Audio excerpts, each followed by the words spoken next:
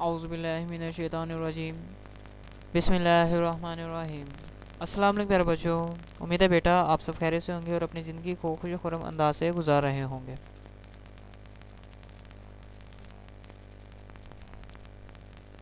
बच्चे, ये mathematics class 10 का दूसरा लेक्चर है। फर्स्ट लेक्चर में हमने इस बुक के फर्स्ट यूनिट को डिस्कस किया था। उसका इंट्रोडक्शन हमने देखा था कि अगर आप ये यूनिट कर लेते हैं लॉजिकली और कॉन्सेप्चुअली तो आप किस तरह की प्रॉब्लम्स, क्वेश्चंस और सम को सोल्व करने के काबिल हो जाते हैं। तो इसी से आगे हम अपना लेक्चर शुरू करते हैं आज का।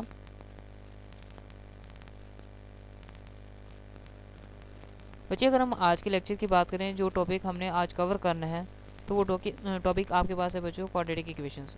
हम देखेंगे क्वाड्रेटिक इक्वेशंस क्या होती हैं, इनकी कितनी फॉर्म्स हैं, इनकी फॉर्म्स पर डिस्कशन होगी और कुछ लॉजिकल छोटे छोटे कॉन्सेप्ट्स हम डिस्कस करेंगे। बच्चे, जो वो छोटे छोटे कॉन्सेप्ट्स होंगे वो असल में वो मिस्टेक्स होंगी जो अक्सर औक़ात बच्चे करते हैं, या जिन लॉजिक का बच्चों को पता नहीं होता और वो क्वेश्चन सोल्व करते करते वो मिस्टेक्स कर लेते हैं और उनके अक्सर औक़ात आंसर गलत आ जाते हैं। हम पहले ही उन प्रॉब्लम्स को, उन क्वेश्चंस को देख लेंगे ताकि हमें जब इस एक्सरसाइज के जब हम क्वेश्चंस करें तो हमें प्रॉब्लम फेस ना करनी पड़े। बच्चे, जो आपकी एक्सरसाइज का आर्टिकल 1.1 है, असल में हमने आज वो कवर करना है। ठीक है, तो शुरू करते हैं आज का लेक्चर। अब बच्चे देखिएगा, आज का हमारा जो टॉपिक है क्वाड्रेटिक इक्वेशंस। लेकिन बच्चों, क्वाड्रेटिक इक्वेशंस डिस्कस करने से पहले मैं आपसे ना दो वर्ड्स मैथमेटिक्स में बहुत ज़्यादा यूज़ होते हैं इक्वेशंस के अंदर, वो आपसे डिस्कस करना चाहूँगा क्योंकि बच्चे अक्सर का तो उसमें कंफ्यूज रहते हैं। वो वर्ड्स आपके पास हैं एक्सप्रेशन और इक्वेशंस। बच्चे, बज़ाहिर छोटे छोटे वर्ड्स हैं लेकिन इसमें लॉजिकल बच्चे ना थोड़े कंफ्यूज रहते हैं। अब वो कंफ्यूज क्या होते हैं, देखिएगा ज़रा। वो कहते हैं कि एक्सप्रेशन है और इक्वेशन है, तो इन दोनों में फ़र्क क्या है। इक्वेशन का तो समझ आता है कि इक्वल का साइन लग गया, लेकिन एक्सप्रेशन क्या होती है। तो पहले हम इसको समझते हैं, पहले इन दो वर्ड्स को क्लियर करेंगे, फिर इंशाल्लाह हम अपने मेन टॉपिक की तरफ बढ़ना शुरू कर देंगे। अब बच्चे देखिएगा, एक्सप्रेशन को क्लियर करने से पहले ये देखें, अगर मैं एक नंबर लेता हूँ, मैंने नंबर लिया 7, साथ ही मैं दूसरा नंबर ले लेता हूँ 9। अब बच्चे, अगर मैं इन दोनों नंबर्स को ऐड करना चाहता हूँ तो मैं बीच में प्लस का सिंबल ले लेता हूँ। मैंने लिखा 7 + 9, तो ये आपके पास एक एक्सप्रेशन है। एक्सप्रेशन में क्या होता है कि दो टर्म्स के दरमियान जब आप कोई ऑपरेटर रख देते हो, ऑपरेटर में प्लस, माइनस, डिवीजन या मल्टीप्लिकेशन कोई सा भी सिंबल हो सकता है, दो नंबर्स या दो टर्म्स के दरमियान जब कोई ऑपरेटर लगा देते हो तो आपके पास एक एक्सप्रेशन बन जाती है। लेकिन ये छोटी क्लासेस तक है। अब तो आप बड़ी क्लास में हो गए तो अब तो 7 और 9 तो नहीं ना आती टर्म्स आपके पास तो 7x 9x यानी ABC आ जाती है। तो चलो हम उस पर देख लेते हैं। तो उस पर मैं ले लेता हूँ 2x। मैंने बच्चों 2x लिया, दूसरी वैल्यू में ले लेता हूँ जनाब 5y। अब मैं इन दोनों टर्म्स के दरमियान कोई ऑपरेटर लगा देता हूँ, मैं लगा देता हूँ माइनस का, तो अब भी आपके पास एक्सप्रेशन ही है। अब बेसिकली एक्सप्रेशन क्या होते हैं, जब दो टर्म्स के दरमियान या कम से कम दो टर्म्स के दरमियान जब एक ऑपरेटर आ जाता है तो आपके पास एक्सप्रेशन बन जाती है। इसको आप इस तरह डिफाइन कर सकते हो, देखिएगा ज़रा। An expression is a sentence. एक जो एक्सप्रेशन होती है वो जुमला होता है विद मिनिमम ऑफ 2 नंबर्स, जिसमें कम से कम 2 नंबर्स होते हैं, एंड एटलीस्ट 1 ऑपरेटर, कम से कम एक ऑपरेटर होता है। आप देखिएगा 7 और 9 दो नंबर्स हैं और कम से कम एक ऑपरेटर मतलब कि प्लस का। 2x और 5y आपके पास दो नंबर्स हैं और माइनस आपके पास क्या है, एक ऑपरेटर है। ठीक है, तो एक्सप्रेशन क्या होती है, जब आप दो नंबर्स या दो टर्म्स के दरमियान कोई ऑपरेटर रख देते हो तो आपके पास एक्सप्रेशन बन जाती है। जो ऑपरेटर होते हैं बच्चों वो आपके पास ये होते हैं, प्लस भी ऑपरेटर है, माइनस भी ऑपरेटर है, मल्टीप्लाई भी ऑपरेटर है और डिवाइड भी एक ऑपरेटर ही है। ये तो बात हो गई एक्सप्रेशन की। अब चलते हैं हम इक्वेशन की तरफ। अच्छा बच्चों, ये देखिएगा ज़रा, मैंने दो एक्सप्रेशन ली थी। पहली मैंने ली थी 7 + 9, ये एक एक्सप्रेशन है। दूसरी मैंने ली थी 2x - 5y, ये भी एक एक्सप्रेशन है, ये भी एक एक्सप्रेशन है। अगर मैं क्या करता हूँ, इन दोनों के दरमियान में इक्वल का सिंबल लगा देता हूँ तो ये आपके पास एक इक्वेशन बन जाएगी। इक्वेशन असल में क्या होती है, जब आप दो एक्सप्रेशन के दरमियान इक्वल का साइन लगा देते हो तो आपके पास एक एक्सप्रेशन बन जाती है। इसको आप इस तरह डिफाइन कर सकते हो, using an equal symbol between two expression is called an equation. कि जब आप दो एक्सप्रेशन के दरमियान इक्वल का साइन लगा देते हो तो वो आपके पास एक इक्वेशन बन जाती है। ये बचो था एक्सप्रेशन और इक्वेशन में पर। तो चलते हैं अपने आज के मेन टॉपिक की तरफ।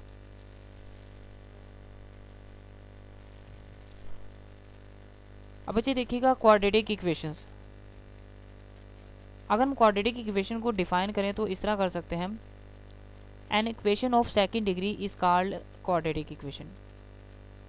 कि जो इक्वेशन आपके पास है, जो मसवात होती है वो सेकंड डिग्री की होती है, वो आपके पास क्वाड्रेटिक इक्वेशन होती है। अगर हम देखें सेकंड डिग्री कि सेकंड डिग्री क्या होता है, तो आप सिंपल वर्ड में कहो कि पावर टू मतलब कि एक इक्वेशन आपके पास है और उसमें ज़्यादा से ज़्यादा किसी वेरिएबल की पावर टू है तो वो आपके पास एक सेकंड डिग्री इक्वेशन है। यानी एक्स की पावर टू हो, एक्स की पावर 3, 4 मतलब कि 2 से बड़ी पावर ना हो तो आपके पास एक क्वाड्रेटिक इक्वेशन होती है। ठीक है, अब देखिएगा ज़रा, जैसे 3x² - 6x is equal to x + 2 x + 20। अब इसमें देखो वेरिएबल की ज़्यादा से ज़्यादा ताकत क्या है, 2। इस वेरिएबल की पावर 1 है। जब पावर में कुछ कोई नंबर ना लिखा हो तो बाय डिफ़ॉल्ट वहाँ पर 1 होता है। इस तरह इस वेरिएबल की पावर भी 1 है, इस वेरिएबल की पावर 2 है, तो ये आपके पास एक सेकेंड डिग्री इक्वेशन है, यानी क्वाड्रेटिक इक्वेशन कहलाएगी। ठीक है, और बच्चे इसको आप इसी तरह डिफाइन कर सकते हो, an equation in which highest power of a variable is 2। अगर एक मसावात में किसी वेरिएबल की ज़्यादा से ज़्यादा ताकत 2 हो, इस कॉल्ड क्वाड्रेटिक इक्वेशन, तो आप उसे क्वाड्रेटिक इक्वेशन कह सकते हो। ठीक है, अब बच्चे आगे देखिएगा ज़रा, क्वाड्रेटिक इक्वेशंस में ये, अगर क्वाड्रेटिक इक्वेशंस की हम फॉर्म के लिहाज से बात करें, बच्चों क्वाड्रेटिक इक्वेशन की फॉर्म के लिहाज से एक आ जाती है प्योर फॉर्म, ठीक है, और दूसरी आ जाती है स्टैंडर्ड फॉर्म। अब हम देखते हैं स्टैंडर्ड फॉर्म, प्योर फॉर्म होती क्या है। अगर हम बात करें स्टैंडर्ड फॉर्म की बच्चे, तो स्टैंडर्ड फॉर्म को आप क्या कह सकते हो, standard form of quadratic equation और general form of quadratic equation. ये स्टैंडर्ड फॉर्म के लिए आप ये वर्ड्स यूज़ कर सकते हो मैथ के अंदर। और बच्चों ax² + bx + c is equal to 0, ये आपके पास क्या होती है, क्वाड्रेटिक इक्वेशन की स्टैंडर्ड फॉर्म, जिसमें a आपके पास क्या है, b आपके पास क्या है, c आपके पास क्या है, ये लिटरल वेरिएबल्स हैं।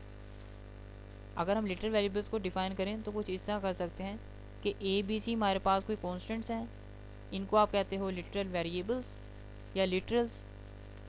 Literals are the letters which represent any number, कि जो लिटरल्स होते हैं ये वो लेटर होते हैं, ABC के लेटर्स होते हैं जो किसी नंबर की जगह इस्तेमाल होते हैं। इसको आप ऐसे भी कह सकते हो, इस तरह डिफाइन भी कर सकते हो, literals are the letters which is used as coefficient of variables. कि लिटरल्स आप कह सकते हो कि जो किसी वेरिएबल के अददी सर के तौर पर इस्तेमाल होते हैं। आप देखिएगा ज़रा, यहाँ पर x वेरिएबल है तो a उसका कोएफिशिएंट के तौर पर इस्तेमाल हुआ है। a खुद बजाते खुद एक लेटर है, लेकिन ये एक कांस्टेंट की जगह पर इस्तेमाल हो रहा है, तो यहाँ पर ये कहलाएगा लिटरल। ठीक है, तो a, b और c आपके पास हैं लिटरल्स। अब बच्ची आगे देखिए, क्या pure form of quadratic equation, ये आपके पास आ जाती है ax² + c is equal to 0। Pure form of quadratic equation में क्या होता है कि इसमें सिर्फ और सिर्फ एक वेरिएबल होता है जिसकी पावर होती है 2, हाईएस्ट पावर 2, दूसरी कोई इसमें मिक्स काम नहीं होता। इसमें जैसे देखो स्टैंडर्ड फॉर्म में क्या था कि x भी पावर 1 वाला एक वेरिएबल मौजूद था, x की पावर 2 वाला वेरिएबल भी मौजूद है, मिक्सचर था। लेकिन जो प्योर क्वाड्रेटिक होगी, प्योर क्वाड्रेटिक के अंदर सिर्फ एक ही वेरिएबल होगा और उसकी हाईएस्ट पावर क्या होगी, 2। ठीक है, यानी b, इसको आप इस तरह भी शो कर सकते हो, आपकी बुक में इस तरह भी किया होगा कि ax² + bx + c is equal to 0। अगर अब यहाँ पर उन्होंने कंडीशन भी लगाई है, अगर b किसके बराबर हो, 0 के। अगर b 0 के बराबर होगा तो मतलब कि यहाँ पर x के साथ 0 हो जाएगा, 0 x से मल्टीप्लाई हो जाएगा, तो ये वाली टर्म आपकी 0 हो जाएगी। बननी फिर आपके पास ax² + c is equal to 0 ही है। तो आप pure form of quadratic equation को इस तरह भी लिख सकते हो और इस तरह भी लिख सकते हो। ठीक है, अब बच्चे एक छोटा सा कॉन्सेप्ट देखिएगा। अगर क्या हो, आपके पास लिखा हुआ है 3x² + 2x + 3 is equal to 0, ये लिखा हुआ है। अगर जो ये वाली टर्म है यानी x² के साथ वाली टर्म है, ये इसका अददी सर ये इसका कोफिशिएंट 0 हो, तो क्या होगा कि जो क्वाड्रेटिक इक्वेशन होगी ना, ये स्टैंडर्ड फॉर्म ऑफ इक्वेशन होगी, वो आपके पास एक लीनियर इक्वेशन बन जाएगी। लीनियर इक्वेशन वो इक्वेशन होती है जिसमें किसी वेरिएबल की ज़्यादा से ज़्यादा ताकत एक होती है। इसको आप ऐसे वर्ड में डिफाइन कर सकते हो, if A is equal to 0, अगर ए 0 के बराबर हो जाए, then A X square plus B X plus C is equal to 0 become a linear equation. Linear equation वो इक्वेशन होते हैं जिसमें वेरिएबल की ज़्यादा से ज़्यादा ताकत एक हो। ठीक है, चलते हैं आगे। अब बच्चे आगे देखिएगा, आगे ये छोटे छोटे कॉन्सेप्ट हम क्या करते हैं, जो अभी हमने सीखा उसको यहाँ पर अप्लाई करके देखते हैं। कुछ लॉजिकल फैक्टर्स हम देखेंगे। अब बच्चे देखिएगा, आपकी नज़र में A X square plus B X plus C is equal to 0 एक इक्वेशन लिखी हुई है। अब इसको हमने जो अभी तक सीखा उसको इस पर अप्लाई कर देखते हैं। अगर हम सिर्फ देखें A X square plus B X plus C को, अब इक्वल टू 0 को नहीं हम देख रहे, सिर्फ A X square plus B X plus C को अगर हम देखें तो ये आपके पास एक क्या है, एक्सप्रेशन है। इसी तरह यहाँ पर राइट साइड पर देखिएगा 0 को, ये भी आपके पास एक एक्सप्रेशन ही कहलाएगी। अब सवाल ये पैदा होता है कि एक्सप्रेशन तो दो, कम से कम 2 नंबर्स होने चाहिए ना। तो बच्चे देखो, अगर मैं यहाँ पर 0 लिखा हुआ है, 0 की कोई वैल्यू तो नहीं ना होती। अगर मैं यहाँ पर 0 के साथ प्लस 0 भी लिख दूँ, कंसीडर कर लूँ, तो गलत तो नहीं ना होगा। 0 में 0 ऐड हो रहा है तो कोई फ़र्क नहीं पड़ रहा, तो ये आपके पास एक एक्सप्रेशन ही होती है। लेकिन अगर मैं ओवरऑल बात करूँ, इक्वल टू साइन को इंक्लूड कर कर अगर मैं बात करूँ, यानी यहाँ से लेकर यहाँ तक बात करूँ, तो ये आपके पास एक इक्वेशन बन जाती है। ठीक है, और ये जो आपके पास ए बी और सी है, ये आपके पास है लिटरल्स। ठीक है, ये लिटरल्स हैं, यानी लिटरल्स मतलब वो नंबर्स होते हैं जहाँ पर 1 2 3 की जगह पर इस्तेमाल करते हैं वेरिएबल्स, या वो लेटर जो 1 2 3 या किसी कॉन्स्टेंट्स की जगह पर इस्तेमाल होते हैं, वो आपके पास लिटरल्स कहलाते हैं। ठीक है, अब जो आपके पास x है, x आपके पास बच्चों है ये वेरिएबल। ठीक है, वेरिएबल का मतलब ये इसकी वैल्यू चेंज हो सकती है, जबकि a b और c ये कॉन्स्टेंट्स हैं। ठीक है बच्चों, चले आगे। अब बच्चे देखिएगा, अक्सर औक़ात ना बच्चे मिस्टेक्स कर जाते हैं। कॉन्सेप्चुअल मिस्टेक ये करते हैं बच्चों, अब देखो X square minus 7x plus 6 is equal to 0 लिखा हुआ है। हमें पता है ये हमारे पास कौन सी फॉर्म है, standard form, standard form of quadratic equation आप कह सकते हो। लेकिन बच्चों अगर मैं आपसे एक सवाल करूं कि 3x square plus 4x is equal to 5, क्या ये भी आपके पास स्टैंडर्ड फॉर्म है? सवाल तो पैदा होता है ना। बच्चे मेनली इस क्वेश्चन में अड़ते हैं। और एक्सरसाइज 1.2 के अंदर अगर बात करूँ ना, तो मेजर मिस्टेक बच्चे सिर्फ इसी कॉन्सेप्ट के साथ करते हैं, उन्हें नहीं पता होता। वैसे अगर गौर कीजिए, 3x square plus 4x is equal to 5 standard form है भी कि नहीं है, तो बच्चों असल में ये स्टैंडर्ड फॉर्म नहीं है, क्योंकि ax square plus bx plus c is equal to 0 standard form कहती है कि लेफ़्ट साइड पर तमाम के तमाम नंबर्स हों जिसमें ax square plus bx plus c हो, और राइट साइड पर सिर्फ 0 हो। लेकिन यहाँ पर राइट साइड पर 5 है। बच्चों एक्सरसाइज 1.2 के जब आप क्वेश्चंस करेंगे, तो जब आप स्टार्ट करेंगे बच्चों, अभी तो आपको पता चल गया, लेकिन वो बच्चे जिन्हें नहीं पता चलता वो अक्सर औक़ात क्वेश्चंस में मिस्टेक करते हैं। जब हम वहाँ पर पहुँचेंगे तो आपको कॉन्सेप्ट में खुद ब खुद पता चल जाएगा कि क्या गलती बच्चे करते क्या हैं। तो हमेशा याद रखिएगा, जब भी आप स्टैंडर्ड फॉर्म की बात करते हो तो स्टैंडर्ड फॉर्म की फिक्स फॉर्म ये है कि लेफ़्ट साइड पर ax square plus bx plus c की टर्म्स बनी होंगी, इस तरह की सिचुएशन होगी, और राइट साइड पर हमेशा क्या होगा, 0 होगा, तभी आप स्टैंडर्ड फॉर्म कह सकते हो।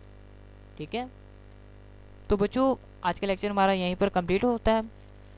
Kindly subscribe, like and share this lecture. And बच्चों ये छोटे छोटे कॉन्सेप्ट्स को लेकर हम आगे अपने मेजर कॉन्सेप्ट्स भी बनाएंगे। आई होप आप हमारे सफ़र के साथ जुड़े रहेंगे। तो बच्चों हंसते रहें, मुस्कुराते रहें, और दुआओं में बच्चों याद रखिएगा। अल्लाह हाफिज़।